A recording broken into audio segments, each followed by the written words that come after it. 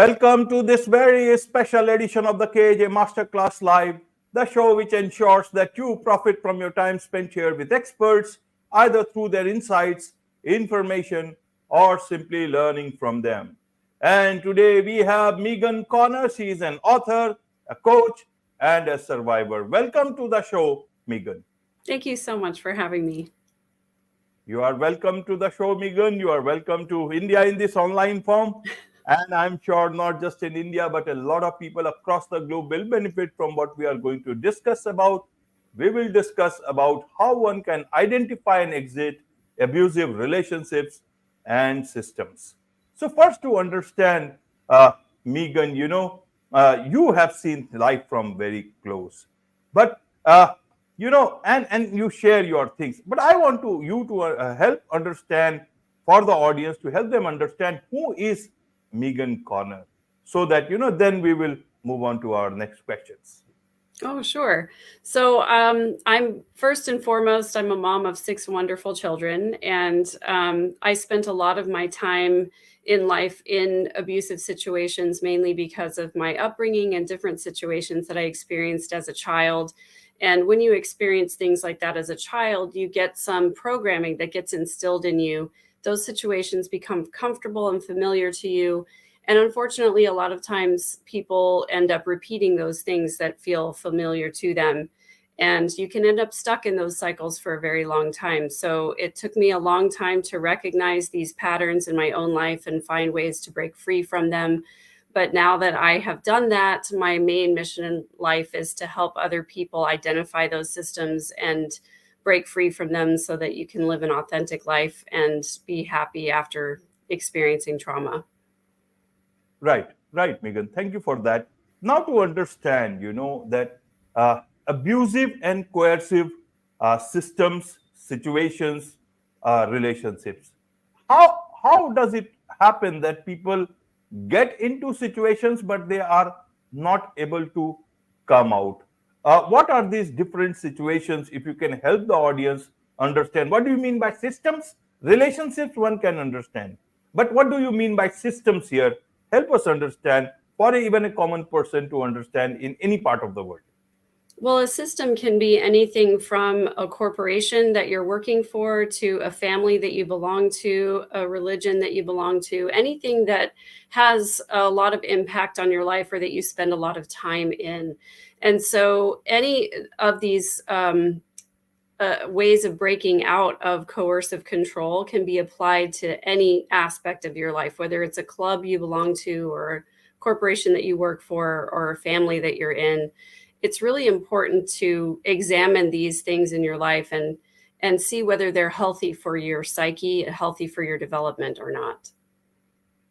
Right. In relationships, these are very close relationships. And it is very difficult sometimes, to know what is abuse. Sometimes people may want to show that they are your best well-wishers, and it is difficult. It's all about emotions also. So how do you identify these situations when you should know that these are not good situations to be in, relations to be in? Secondly, in systems, most of these systems are related to society. How does one move out of those systems and still, are able to live in the way you want? Today, you can't even live out of a system of social media. Forget about the society itself. If you have to use email, you got to use email. There are only 1 or 2 players. If you have to use social media, you have to use social media. There are only 2 players. So either you exit fully, that is, exit out of the society fully, exit out of the. How do you live, calibrate all these things together? Relationships as well as in terms of living in the society that we are in.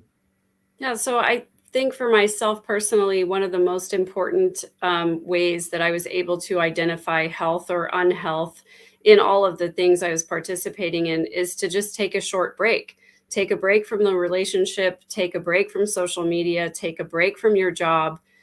Just even taking a few hours or a day or so and examining things from the outside allows you to really see things from a different perspective. It allows you to examine the situation from a perspective of, is this healthy for me? Is this serving my highest purpose? Do I feel valued? Do I feel honored in this? Am I being controlled in any way? Is somebody trying to control my behavior, my information consumption, my thoughts, or my emotions? If people are trying to control any aspect of your life, when you take a look and you examine those things, when you're able to break away from it for a short amount of time, you can examine it from an outside perspective and see if it's healthy for you or not. Right, right. In workplaces, it is very difficult for you because nowadays it's difficult to find jobs. How do you identify first the system of coercion? It's a difficult situation. If you are a junior person, bosses will or managers will ask you to do something. Some things are expected of you. Then how do you differentiate between what has been assigned to you and what you are being coerced into? How do you identify that situation so that first you identify, then you get redressal of that particular situation? Yeah, it's kind of a process of, first of all, identifying what your personal values are and identifying what your boundaries are and what you will tolerate and what you will not tolerate. For example, a boss who's particularly angry with you in whatever situation, if they become verbally abusive, making a decision about what you will and will not tolerate. I will tolerate constructive criticism. I will not tolerate abuse verbally of me as a person. You can criticize my work product, but you can't criticize me as a person because those kind of things overlap.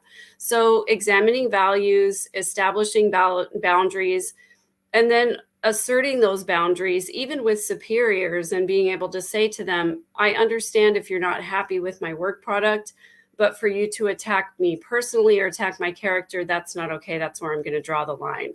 It's a difficult thing to do, but if we can practice doing that on a regular basis with ourselves, with our family relationships, then we can translate that into the workplace and have a healthier work environment as a result.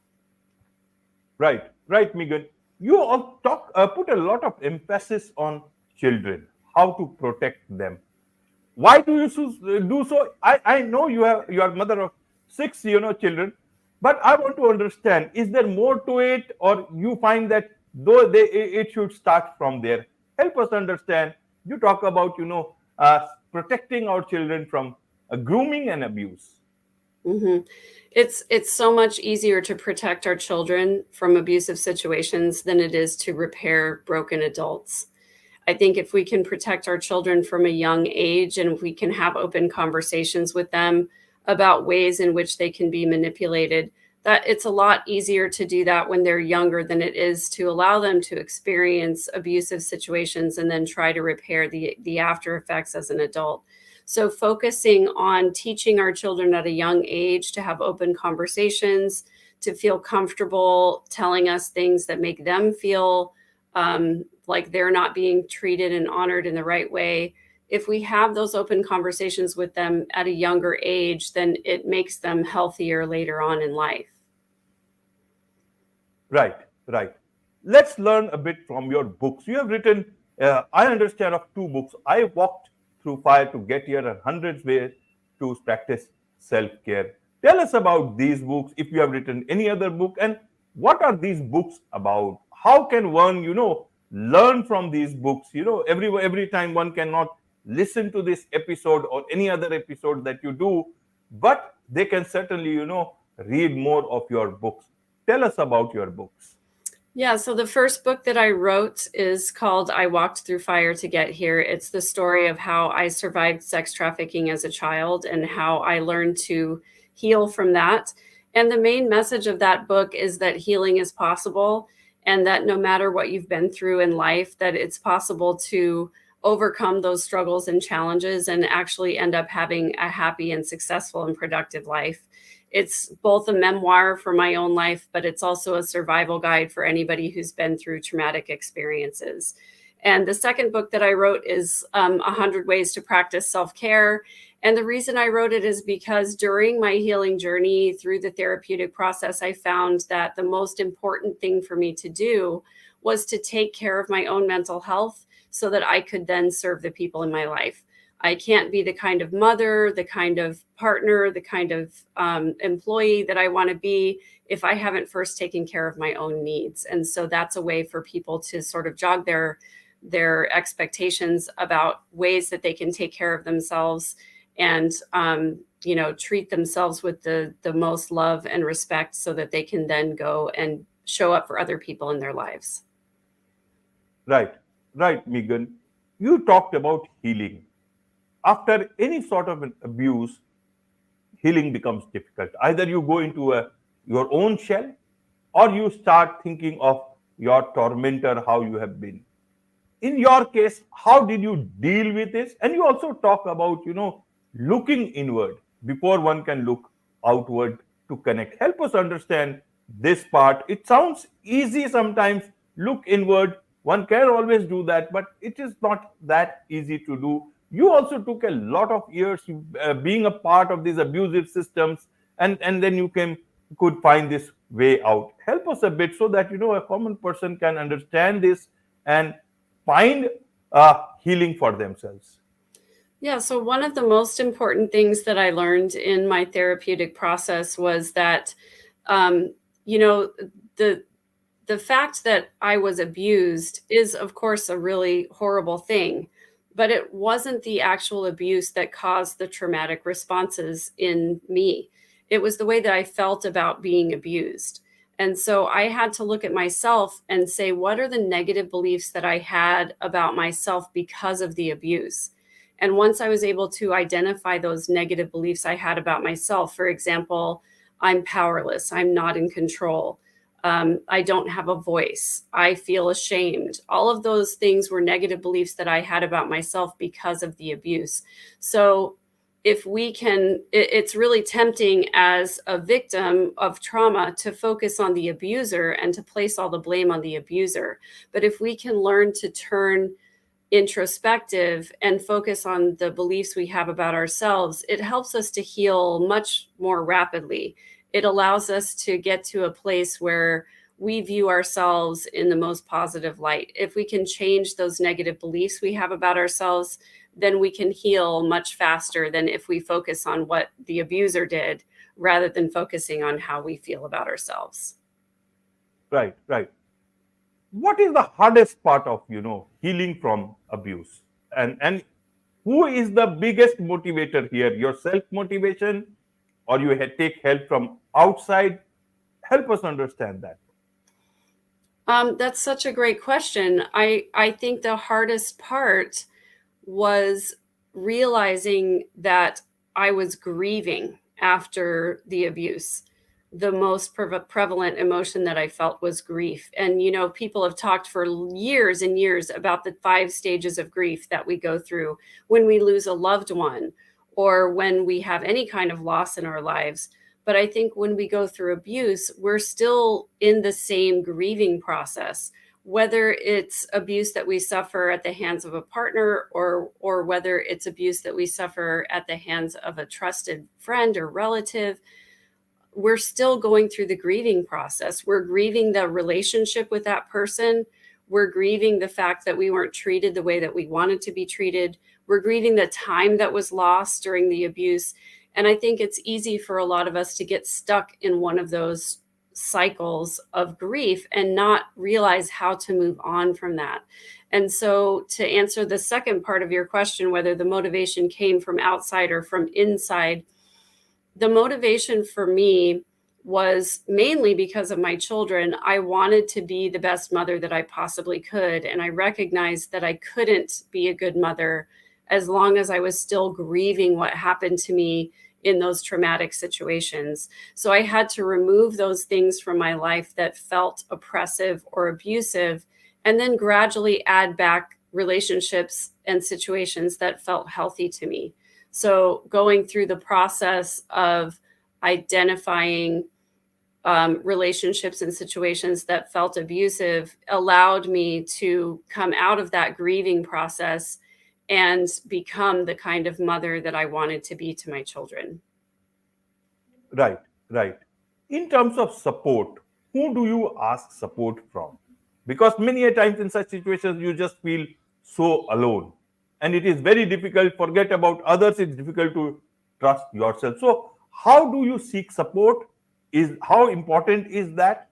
How did you do? How do others? How can others find support when there is a little bit of even less trust on our own self? Yeah, I think that support is so key when we're trying to overcome these kinds of situations, and it's the entire reason why I wrote my book, because I looked around at other survivors of traumatic situations, and the statistics are really terrible, as far as addiction and continued abuse and suicidality and divorce and all of those things. And so I think it's key for survivors to cling to each other, for survivors to find other survivors, to listen to those stories of healing. And also, I had a good support group of friends and family members that I reached out to. But the important thing is, I didn't rely on just any one person. I had a group of people that I was willing to tell that I had been through something traumatic. And I think sometimes we are reluctant to be vulnerable and to be open and honest about what we've been through. And it isolates us, because if we don't share our story with people, then we can't get the kind of support that we need. So I had a group of several close friends that I was very open with about the things that I went through, so that I could go to different individuals at different times to get support that I needed in different ways, rather than trying to rely on any one person. I also did a lot of therapy. I did group therapy. I had a talk therapist that I visited with. I also did EMDR therapy. I have since enrolled in a somatic exercise course that's helped me with physical therapy. So just drawing on a lot of different resources in the community, and different friend groups who can help us in different ways, rather than trying to rely on one person or rely on ourselves. Right, right. What about, after you have healed, you have come out of one bad relationship, abusive relationship, how do you look at life? Life is all about, also about companionship. And many a times you feel that one person can be not good, but there are hundreds of other people. But how do you tell yourself that? Because you start, losing confidence, losing trust. Do you look at relationship, jump into a relationship immediately, do not go for any relationship at all, or you just wait for the right person to knock on your door? I think that the most important relationship in our lives is the relationship with ourselves. We are the only person that we're going to be with for the rest of our natural existence. And so if we don't love ourselves, then it's really difficult for us to be in a relationship with anybody else.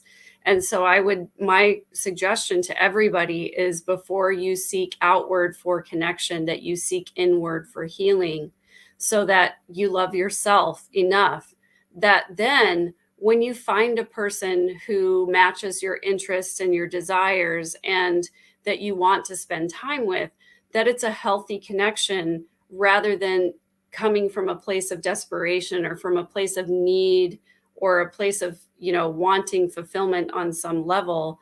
If we're seeking for validation from external sources, then it's not really an authentic connection. If we can validate and love ourselves first, then the connections that we make in our lives, whether they be friendships or romantic relationships, are more authentic, they're more enduring, we're more able to actually sustain those connections over time, and it becomes a much healthier place for us to relate to. Absolutely, absolutely. You are also a coach, Megan. So, who are these people? What do they generally come to you for? Most of the time, I'm coaching people who are going through major life changes, whether it be leaving an abusive relationship, or trying to navigate a toxic family situation, or going through a life transition. I've worked with a lot of people who are deconstructing a high demand religion, just really helping people to kind of take an outside perspective and to understand the habits and routines that you can develop to be healthy with yourself, and to look at life in sort of a different way, where you look at things as healthy or unhealthy, and then you leave the things in your life that are healthy and that are serving you, and helping you move forward, and you eliminate the things in your life that are sucking your energy or that are keeping you stuck in one place. Right, right. There is much to learn about relationships, about everything else associated with that. And, for that, a lot of people would like to learn more from you, more about you, and also want to engage with you professionally. So, what's the best way for them to do so for them? I have a website. It's www.third-verse.com, as in this is the third verse of my song. And on that website, there are links to the books that you can buy. There are links to my coaching applications. I have a new service called Ask Megan, where you can ask me any question that you want to. I have a live Q&A on YouTube monthly that people can subscribe to. And then my books are also both available on Amazon. Wonderful, wonderful. With this, it's a wrap on this very special edition of the KAJ Masterclass Live. Thank you so much indeed for joining us. Thank you.